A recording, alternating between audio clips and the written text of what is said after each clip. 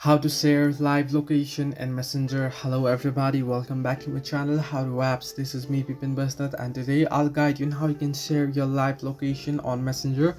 Now the process itself is quite simple and easy, so let me guide you through. First things first, you want to make sure your app is updated to the latest version. Next thing, you want to open up your messenger application and you want to make sure that your logged into your account. Once you're logged in, you want to open up the chat or the user chat that you wish to share your location to. Now at the bottom of your screen, you can see various options, right? You can see the plus icon at the bottom left corner of your screen. You want to simply tap on that particular plus icon and you can see you'll get two different options: play games and location. Simply tap on location option and it'll ask you for location. You want to simply enter in your location here and you want to choose your location. Now on top, you'll see find a place or address. You want to enter in your location here, and once you tap on location, you can say it'll be sent. So this way you can share your live location on messenger. Hope this helped you. Do like and subscribe, and do not forget to leave a comment down below if you have any further issues.